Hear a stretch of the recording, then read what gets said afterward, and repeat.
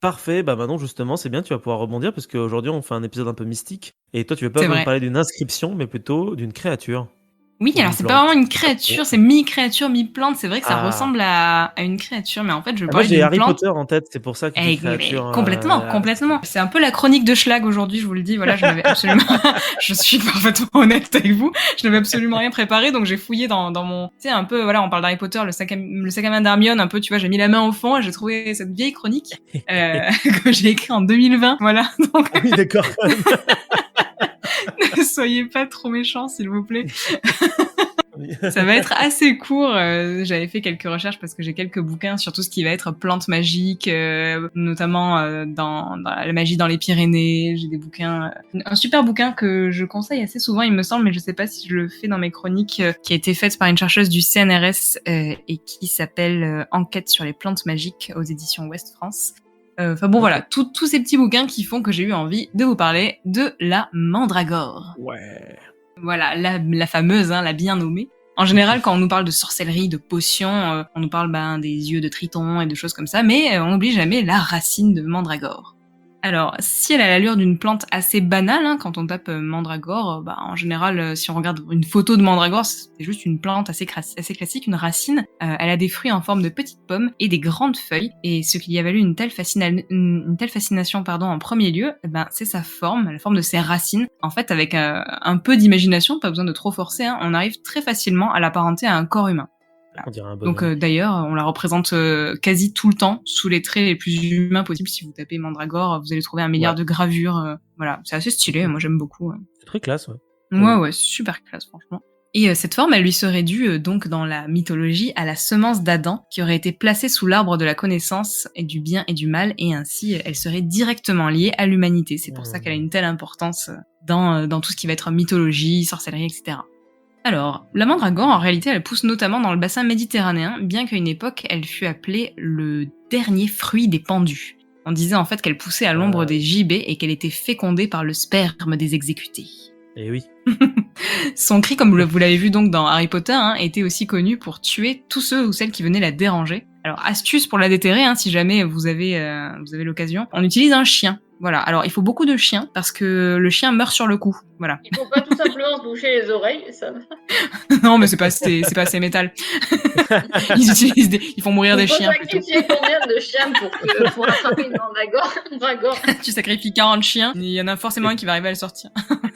C'est horrible. Sinon, tu peux faire, bon, quand même, ils ont pas de cache-oreille, mais ils ont quand même toute une batterie de petits rituels à faire pour se protéger en fait quand tu la déterres. Et au pire des cas, tu deviens fou. Voilà, bon, petit risque. Depuis l'Égypte antique, la mandragore, elle entre dans la composition donc de beaucoup de filtres, notamment de filtres maléfiques, mais c'est surtout au Moyen-Âge qu'elle va prendre un grand essor. Dans toute l'Europe, la croyance en la plante bat son plein, et en Angleterre, elle prend le nom de la pomme de Satan, Satan's Apple, et en Allemagne, celui de Alruna, qui signifie à la fois mandragore et sorcière. Mais quelles sont en réalité les propriétés de notre mandragore ?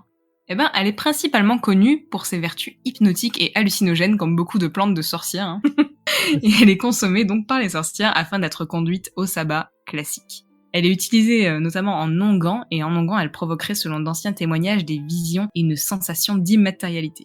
Ok. Un procès de sorcière en 1324 rapporte même que la sorcière en enduisait son balai afin de s'envoler. Voilà. Donc je ne sais pas ce que fait Harry Potter avec son imbus de 1000, mais...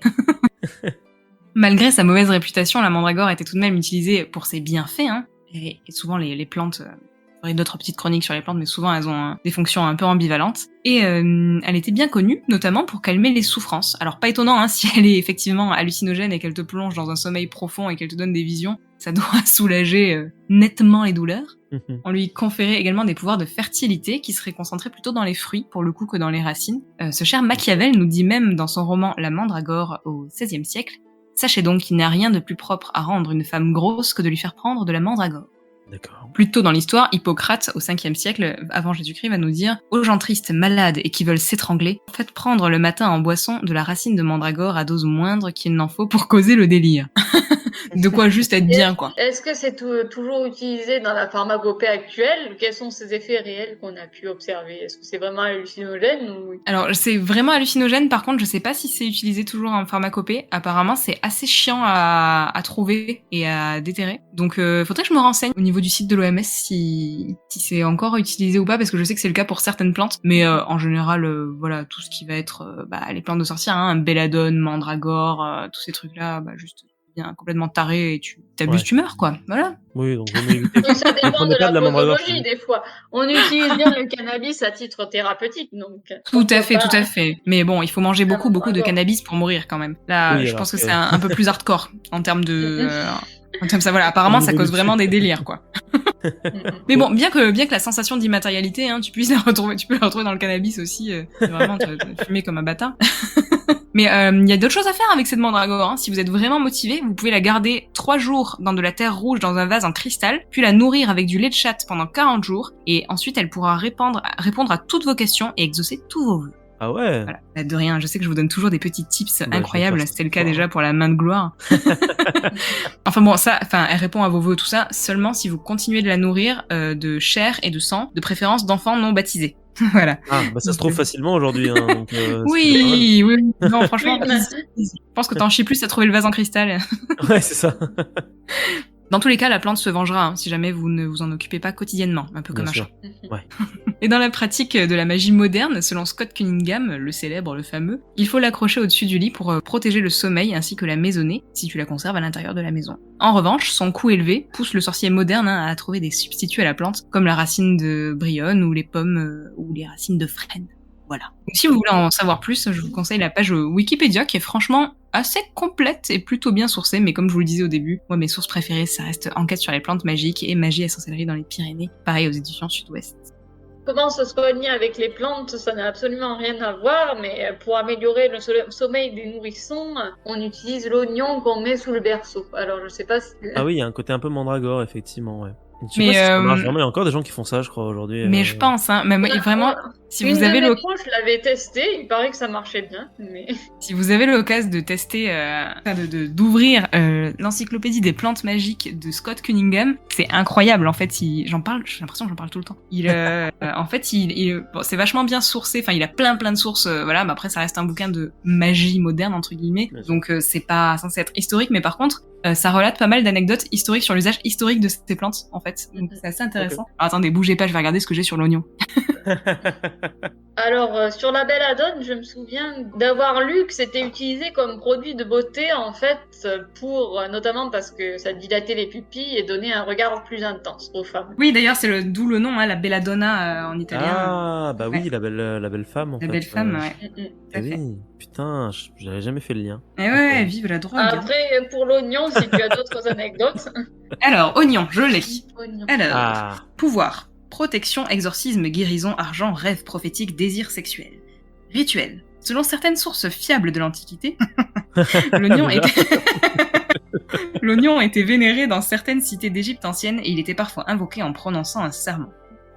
Usage magique. Dans un petit oignon blanc, enfoncez une grande quantité d'épingles à tête noire et placez-le devant une fenêtre. Aucun esprit malfaisant ne pourra s'introduire dans cette demeure. Les fleurs de l'oignon sont décoratives et exercent un effet protecteur. On peut les faire sécher et les placer dans la maison où elles constitueront une amulette protectrice attrayante et originale. Okay. L'oignon offre au porteur une protection contre les... Je tourne la page. Contre les bêtes venimeuses. Intéressant. Oh. En pot dans le jardin, les plants d'oignons protègent aussi du mal.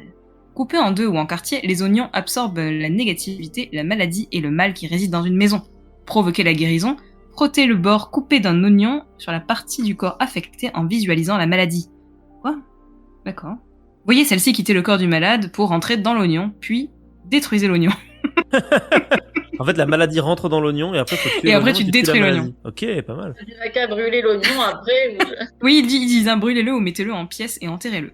Les colons de la Nouvelle-Angleterre suspendaient des tresses d'oignons au-dessus des portes pour se protéger contre les infections. Un oignon coupé et placé sous l'évier de la cuisine a longtemps été utilisé pour atteindre le même objectif. Pour éliminer les verrues, frottez-le avec un morceau d'oignon que vous jetterez ensuite par-dessus votre épaule droite. Éloignez-vous ensuite sans regarder en arrière.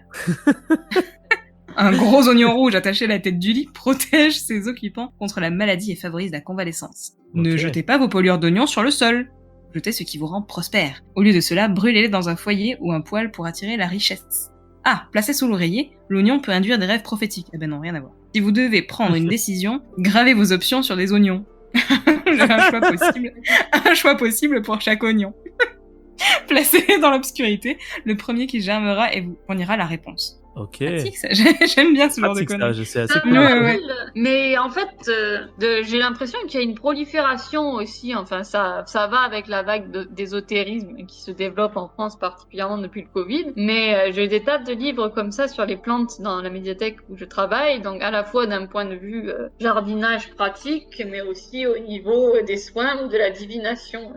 Les gens deviennent de plus en plus superstitieux. Oui, c'est vrai, c'est vrai. Ça, Ouais. j'ai remarqué aussi qu'effectivement, il y a un regain de superstition et de religion. Mais ça date des années 80, il me semble. Hein. Enfin, c'est Scott Cunningham, c'est un des chefs de la New Age, quoi. Enfin, vraiment, C'est pas nouveau, effectivement. Ouais. Mais du coup, moi, j'adore ce bouquin parce que franchement, ça Mais trop ça a l'air drôle, cool quoi. en vrai. Hein. Non, mais Avec c'est les infos trop qu'il y a drôle. dedans, Franchement, c'est- c'est vraiment très ça donne envie d'essayer le coup des oignons avec des choix pour voir celui qui germe le plus rapidement possible. Dans une époque lointaine, d'ailleurs, les experts en la matière affirmaient que lorsqu'ils sont ingérés, les oignons provoquent la débauche. Oh. Enfin bon, voilà. Tellement de choses à faire avec des oignons, les gars. Ah oui. On a bien fait d'en parler, hein. On a bien fait d'en parler. Plus que de mandragore, on a parlé d'oignons aussi. Ça, c'est chouette. C'est vrai. Si ce petit instant passé en notre compagnie vous a plu et que vous avez envie d'en passer d'autres avec nous, eh bien n'hésitez pas à vous abonner, mettre un petit pouce bleu, partager la vidéo ou encore nous suivre sur les réseaux sociaux. Sachez que vous pouvez aussi écouter cet épisode dans son entièreté et pour cela vous n'avez qu'à vous rendre dans la description de la vidéo. Je vous dis à très bientôt pour à nouveau écouter un petit peu de tout et surtout un petit peu de rien.